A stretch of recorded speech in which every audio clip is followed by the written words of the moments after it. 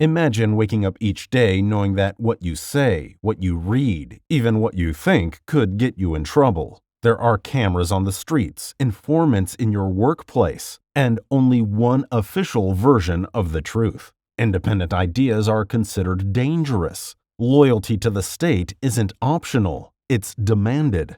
This is life under a totalitarian dictatorship. Totalitarianism is the most extreme form of authoritarian rule. In this system, the government doesn't just control laws or politics, it seeks to dominate every part of life. That includes education, media, religion, culture, or even personal beliefs. What sets totalitarian dictatorships apart is the use of a guiding ideology, a belief system that the government claims explains everything and justifies all of its actions. That ideology is taught in schools, echoed in the media, and reinforced in public ceremonies. It often promises a perfect society, but in practice, it serves to keep those in power unchallenged. Nazi Germany under Adolf Hitler is one of the most studied examples. The Nazi regime didn't just control government, it shaped the entire culture around its worldview. The education system was redesigned to teach racial ideology. Independent newspapers were shut down. Dissenters were jailed or worse. Loyalty to the state and to the Führer was enforced through fear, propaganda, and punishment.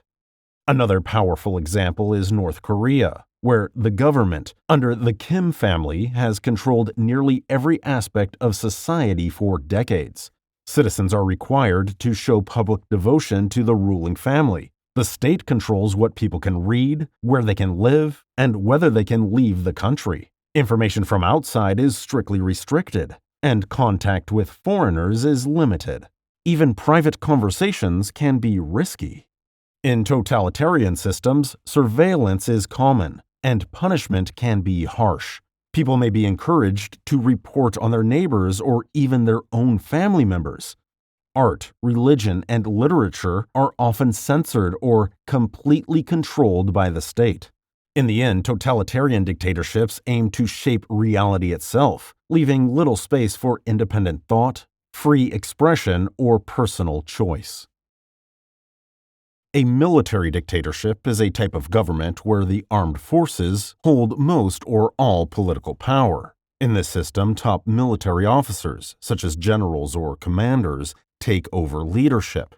These choices are usually made without approval from elected officials, judges, or regular citizens. Military dictatorships usually begin during times of crisis. These situations may include large protests, a breakdown in political leadership, serious economic problems, or rising conflict between groups in society.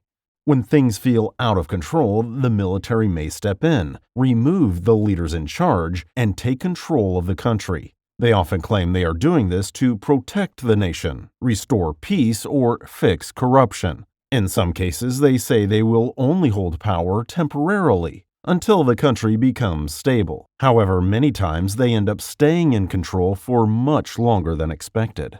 Once they are in power, military leaders often act quickly to protect their position. They may cancel or delay elections, or make rules that stop other candidates from running. Political parties that disagree with them might be banned, and people who speak out can face arrest, job loss, or other serious consequences. The media is usually controlled, and independent news may not be allowed. This makes it hard for people to get accurate information or to express their opinions safely. The military may also control the courts, schools, police, and large businesses. By managing so many parts of the country, the military makes it difficult for others to challenge their power. One major example is Chile under General Augusto Pinochet. In 1973, Pinochet led a military coup that overthrew the elected president, Salvador Allende. After taking power, he dissolved Congress, banned political parties, and declared a state of emergency. Thousands of people were arrested, exiled, or harmed for expressing opposition. Serious censorship limited access to independent news, and fear became common in daily life. Though Chile's economy grew in some ways, It came at a high human cost. Pinochet remained in power until 1990. Another example is Myanmar, where the military has played a central role in government for decades. In 2021, the military removed elected leader Aung San Suu Kyi and took control again, claiming election fraud. Since then, peaceful protests have been violently suppressed, internet access has been restricted, and thousands of people, including students, journalists, and politicians, have been detained. The military now controls nearly every part of the government, including the courts, parliament, and security forces.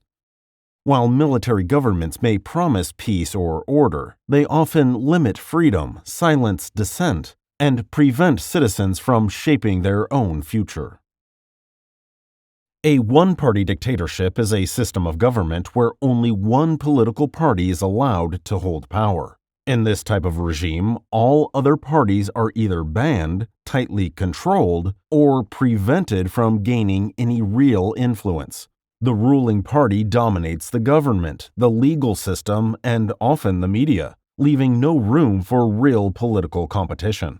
In most cases, this party claims to represent the will of the people, or the true interests of the nation. It may be tied to a strong ideology, such as communism or nationalism, and often uses that belief system to justify its hold on power. The leaders of the ruling party usually say that their control is necessary to keep the country stable, united, and protected from outside threats. Under a one-party dictatorship, elections may still take place, but they usually lack real choice. Voters may see only one name on the ballot, or all the candidates may belong to the same party. Opposition voices are often silenced through legal restrictions, media limits, or other pressures. In some cases, even peaceful criticism is not allowed. The ruling party typically controls not just the government but also the courts, schools, labor unions, and parts of the economy. Citizens are often encouraged or required to show loyalty to the party. In schools, students may learn party-approved versions of history or politics. On television and in newspapers, coverage often praises the government while avoiding criticism.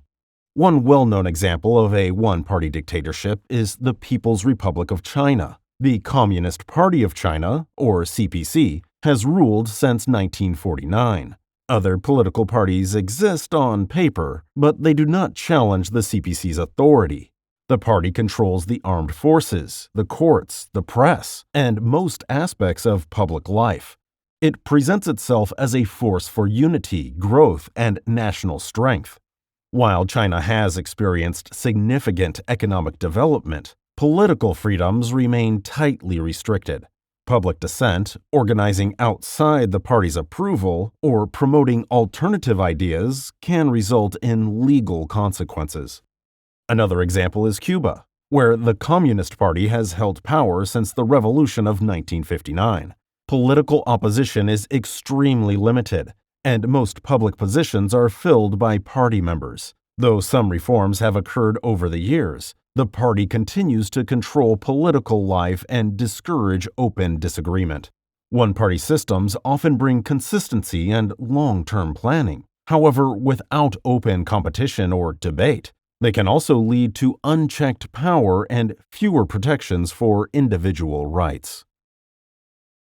In Iraq during the 1980s and 1990s, nearly every street had a portrait of Saddam Hussein. His face appeared in schools, on currency, and on massive billboards. He was the president, the commander of the military, and the final authority on all decisions, large or small. This is what a personalist dictatorship looks like.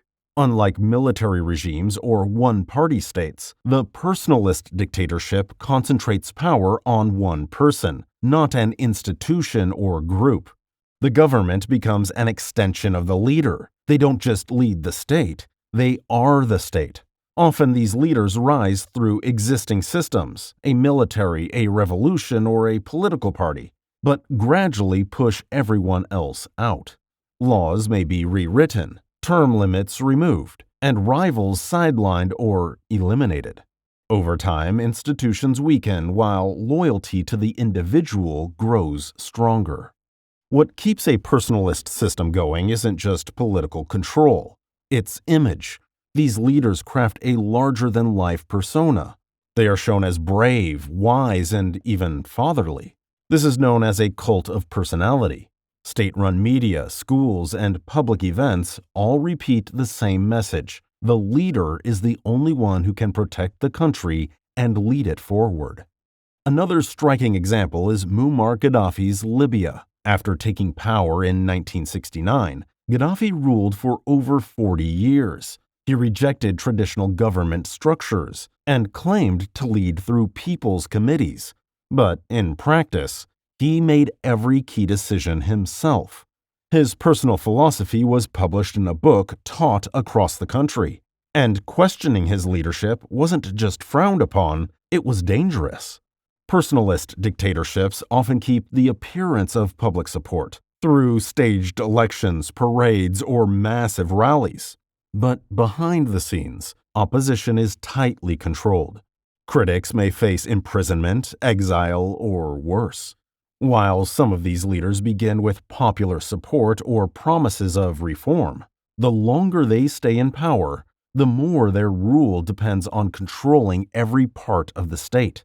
With no meaningful checks and no peaceful way to challenge their authority, personalist regimes often create fragile systems, strong on the surface, but unstable beneath. In many countries, laws are written by elected officials or political leaders. In a theocratic dictatorship, that power belongs to religious authorities. The rules come not from a constitution, but from sacred texts. The people in charge don't just claim political authority, they claim to speak for God. This kind of system is different from most forms of government because it merges spiritual beliefs with state control. There is no separation between church and state. In fact, they're one and the same. Religious laws become national law, and disagreements with government policy can be treated as violations of religious faith. Iran is one well-known example. While it has a president and a parliament, the most powerful figure is the supreme leader, a religious cleric with final say over all major decisions.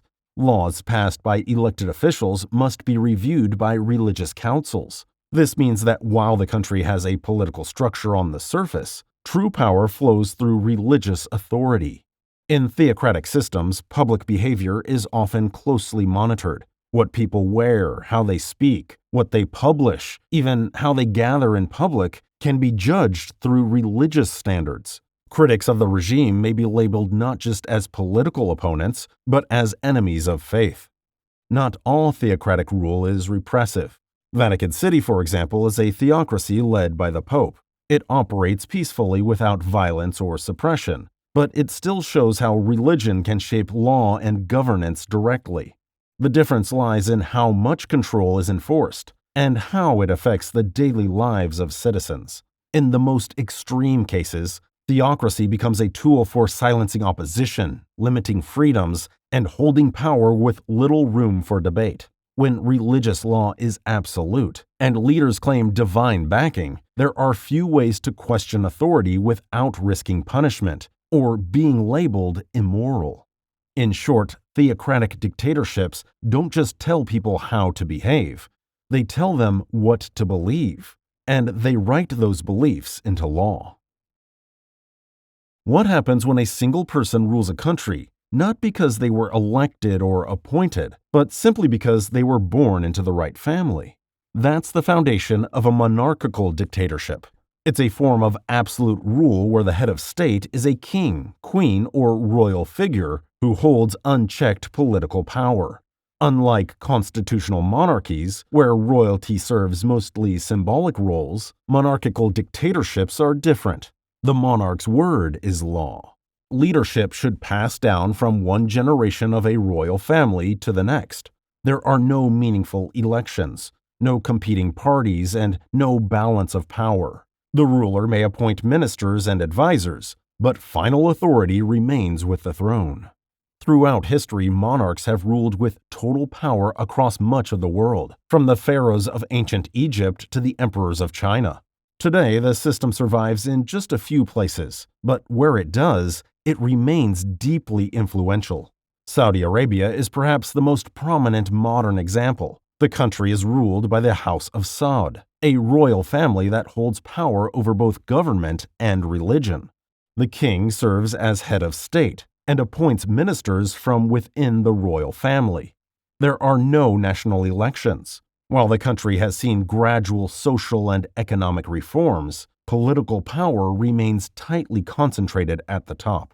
Another example is Brunei, a small but wealthy nation in Southeast Asia. Sultan Hassan al-Bolkiah serves as both monarch and prime minister. He holds full authority over the military, the courts, and national laws. In 2014, the country began implementing religious law as part of its legal system, reflecting the fusion of monarchy and religion that sometimes defines this type of regime. In monarchical dictatorships, dissent is often discouraged through strict legal systems and deep cultural respect for the royal family. Criticism of the monarch can be considered not just disloyal, but illegal. As with most dictatorships, supporters argue that these systems bring unity, continuity, and deep national identity. Unlike other forms of dictatorship that rise through coups or crises, monarchic systems are often centuries old, rooted in lineage rather than revolution. At first glance, it looks like a democracy. There are elections, opposition parties exist, newspapers report on government decisions, people vote, and parliaments meet. But in a hybrid regime, also known as a competitive authoritarian system, democratic structures are present but hollow. The surface suggests open competition and political choice, but behind the scenes, those in power quietly bend the system in their favor. The result? A government that calls itself democratic but consistently undermines the rules that make democracy real. In these regimes, elections still happen, but they're rarely fair. State-run media favors the ruling party. Opposition candidates may face legal challenges, harassment, or disqualification. Courts often side with the government. Voting may be monitored or manipulated. The process exists, but the outcome is carefully managed. Freedom of speech is limited but not erased. Critics are allowed but often punished. Independent media may exist, but it's squeezed by fines, shutdowns, or pressure from officials. What makes this model effective is that it feels open. Citizens cast ballots. Political debates take place. Leaders claim legitimacy through public support. But the playing field is tilted, and real change is nearly impossible. Russia leader Vladimir Putin is often cited as a leading example. Elections are held regularly, but opposition candidates face legal and political barriers. State media dominates public messaging, and critics of the government, journalists, activists, or rival politicians face significant risks. Venezuela under Hugo Chavez and later Nicolás Maduro followed a similar pattern. Chavez won elections and presented himself as a democratic reformer. Over time, however, he expanded executive power, limited judicial independence, and reduced press freedom. His successor continued those practices. The government maintained the appearance of legitimacy while systematically weakening democratic norms. Hybrid regimes often emerge in countries transitioning from dictatorship or struggling with political instability. Leaders may promise reform, but retain the tools of authoritarianism to hold onto power. Over time, these governments become stable on the outside, but increasingly closed within. They're not full democracies. They're not full dictatorships. They live in a space between, borrowing the language of freedom while quietly locking the doors. In a kleptocratic dictatorship, power isn't just used to govern, it's used to get rich. The word kleptocracy comes from the Greek klepto, meaning to steal. In this kind of regime, the people at the top use their position to take resources, wealth, and public funds for themselves and their close allies. The government serves a small group, and everyone else pays the price. These regimes often begin like many others, with a strong leader, a tight circle of loyal officials, and a message of national unity or reform. Ministries, banks, and even courts become tools for moving money out of public services and into private accounts. Elections may exist, but they're often manipulated to protect the leadership. Opposition parties are weakened or co-opted. Anyone who investigates too closely, journalists, auditors, whistleblowers, may face pressure, punishment, or removal. One commonly cited example is Equatorial Guinea, where enormous oil wealth flows into the country, but most citizens live in poverty.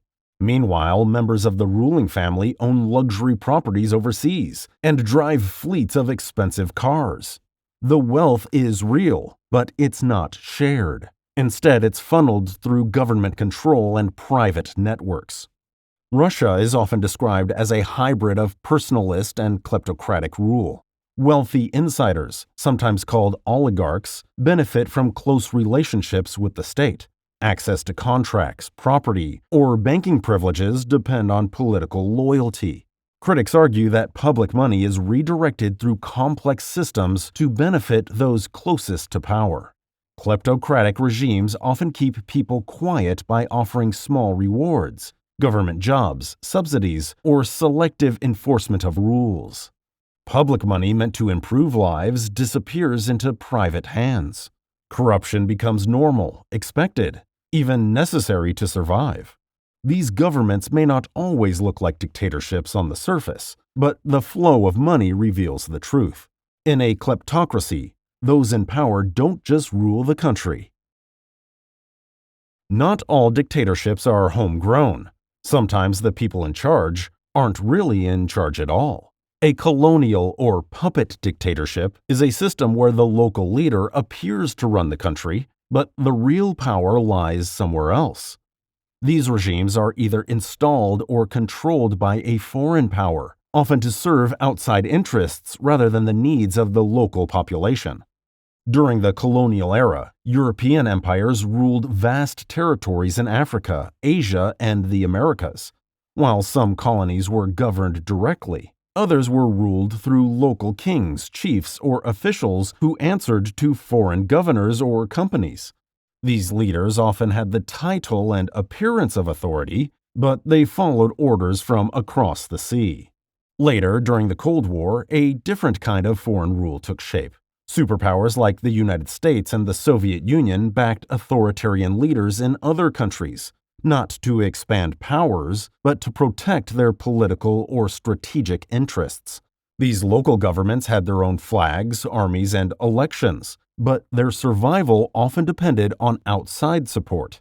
As long as they aligned with their sponsors' goals, they stayed in power.